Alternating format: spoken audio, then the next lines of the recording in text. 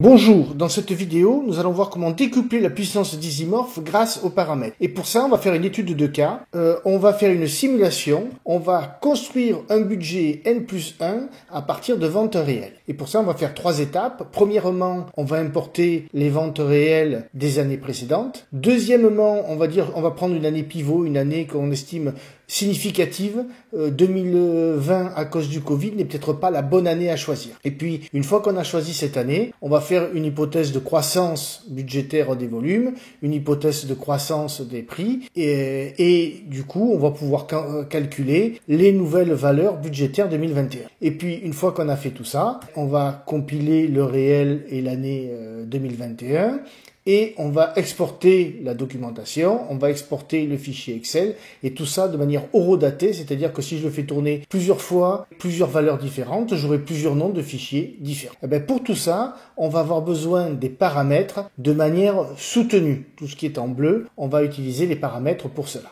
Alors les paramètres dans Easymorph, il y en a deux sortes, des paramètres dits d'entrée, c'est-à-dire des paramètres où je rentre la valeur quasiment une fois pour toutes, mais ce sont des chiffres qui sont saisis. Et puis, il y a ce qu'on appelle les paramètres calculés, où ici, par exemple, je vais utiliser et des paramètres et d'autres notions pour nommer le fichier que je veux exporter. On voit que, par exemple, ici, j'ai cette notion d'horodatage, c'est-à-dire que c'est le nom du fichier, il est sauvegardé dans un bon répertoire, et en plus, je sais que c'est le 7 juin 2021 à 17h51 qu'il a été exporté. Là, je suis sous Easymorph et la première étape que je fais, c'est d'importer ma base de données qui comprend toutes les années, faire un petit peu de nettoyage et ensuite faire une table dérivée pour arriver ici à sélectionner l'année que je veux. Alors, sous Easymorph, si je vais sur l'overview, j'ai ici les paramètres qui existent et je vais pouvoir dire voici l'année de référence qui m'intéresse. 2020, non, c'est trop atypique à cause du Covid, donc je vais prendre par exemple l'année 2019. Ici, j'ai mes hypothèses, croissance en quantité 10%, croissance des prix unitaires 5%, et avec ça, je vais pouvoir simuler ce que sera mon année 2021. Alors là, les paramètres sont affichés, mais au début, il faut les créer. Et comment ça se passe? Ben, ici, en haut, là, quand je suis sur Main, j'ai l'éditeur de paramètres. Alors quand je clique dessus, je vois tous les paramètres qui existent dans mon projet. Donc, il y a toute une partie de paramètres fixes, hein.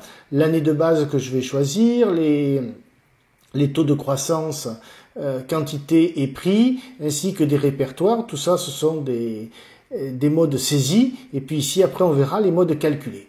Alors comment on crée un nouveau paramètre? Je vais faire simplement nouveau paramètre, et puis je vais pouvoir choisir le type de paramètre que je veux, soit simplement un texte ou un nombre, soit retrouver un nom de fichier ou un répertoire, saisir une date, avoir des boîtes checkbox, avoir des listes fixes ou à choix multiples, et si je veux arriver à faire ceci, vous avez vu que tout à l'heure, quand je cliquais, je voyais 3 années qui s'affichaient. Ben, c'est là. Alors, comment ça se passe? Je fais nouveau paramètre, liste fixe, et c'est ici que je vais saisir l'année et puis ajouter les valeurs que je veux voir dans la liste. Alors, soit je peux les ajouter comme ceci, soit par copier-coller, copier-coller une liste automatique.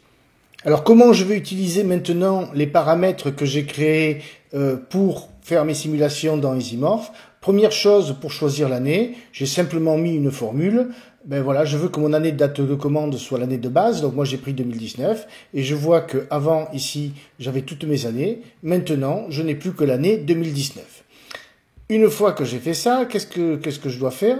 Je dois remplacer un certain nombre de champs, comme par exemple l'année. Ici, il y avait 2019. Maintenant, il faut que ce soit 2021. Donc, je transforme 2019 en 2021. Et pour ça, j'ai une formule qui est add years, où j'ajoute la bonne quantité qui va bien. Ici, c'est 2. Et puis, pour la quantité, voilà comment je crée une formule utilisant un paramètre. Je dis que c'est la quantité fois le taux de croissance. Alors, comment on fait? La quantité, je vais la choisir ici, dans la liste de mes champs, de mes colonnes, et je dis que je veux multiplier, et le taux de croissance quantité, il est ici, c'est dans la partie paramètres. Hop, on voit qu'ici, il y a des accolades qui se mettent, et je fais OK. Pour le montant des ventes, c'est exactement la même chose. C'est le montant des ventes que multiplie le taux de croissance quantité, que multiplie le taux de croissance prix. Vous voyez que j'utilise ici l'une des forces d'Isymorph qui est de pouvoir documenter chacune de mes cellules pour pouvoir expliquer vraiment ce que je fais. Et je vais faire pareil pour le profit. Si je résume ce que j'ai fait jusqu'à présent, j'ai créé des paramètres et ces paramètres, je les ai utilisés dans des formules. Donc c'était des paramètres saisis et je les ai utilisés dans des formules pour faire des calculs. Maintenant, il me reste à passer à la dernière étape qui est de compiler la base et de l'exporter. Donc qu'est-ce que je fais ici? Je repartais du fichier du réel. Je viens lui ajouter le fichier 2021 que je viens de calculer. Et puis maintenant, je vais exporter des fichiers horodatés. Donc ici, une fonction extrêmement utile d'Isymorph qui est de générer automatiquement la documentation. Et donc ce nom de documentation, au moment de l'exporter, je pourrais simplement choisir un nom divers. Mais là, vous voyez, au lieu de saisir un nom de fichier, je vais utiliser un paramètre qui s'appelle documentation horodatée. Alors, qu'est-ce qu'il y a dans ce paramètre?